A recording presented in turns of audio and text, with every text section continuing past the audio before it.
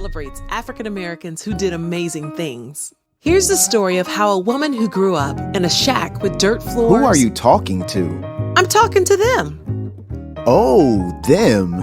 Hey, everybody. I'm telling them about how a woman who grew up in a shack with dirt floors, no windows, and no running water used hair to become one of the richest women in America. Do you mind if I listen? Sure. Sarah Breedlove had a stressful life.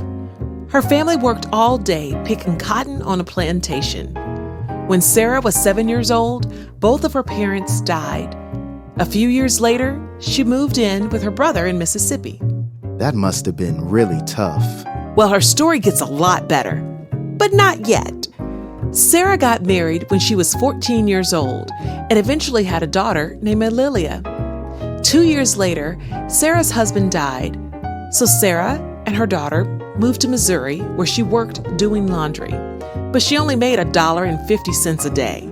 But it gets better, right? Yes, but with all of this stress, Sarah's hair started to fall out. So she started treating her hair with a homemade mix of ingredients.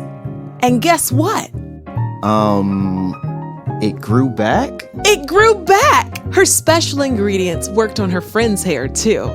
It worked so well, Sarah moved to Denver, Colorado in 1905 to start her own business. That's great. After marrying a businessman named C.J. Walker, Sarah changed her name to Madam C.J. Walker.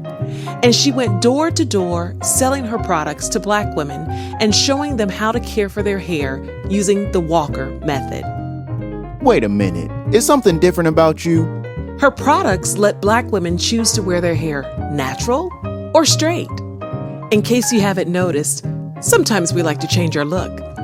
Now that you mention it, I think you're right. In 1908, Madam C.J. Walker built a factory and beauty school in Pittsburgh. And in 1910, she moved her business to Indianapolis. There, Madam Walker made hair products and trained thousands of women to sell them door to door, just like Madam Walker did herself when the business first started. Girl, let me help you with your hair.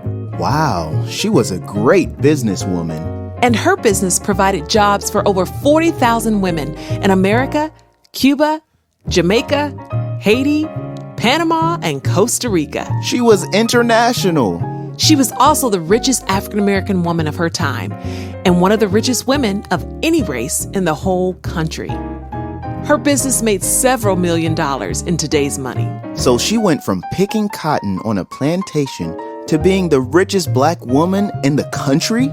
But she wasn't selfish. She showed other women how to start their own business, and when she died, she left 2/3 of her money to charity. Wow! What's going on over there? I'm so inspired by Madam C.J. Walker. I had to do something to honor her. How about you just wrap up the video? Okay. Madam C.J. Walker didn't let her challenges stop her. She went from picking cotton on a plantation to being one of the richest women in America. And most importantly, she helped a lot of people along the way. Good job. Thank you very much. You're welcome. Let's talk. Madam C.J. Walker's life was very hard at first. What do you do to get through tough times?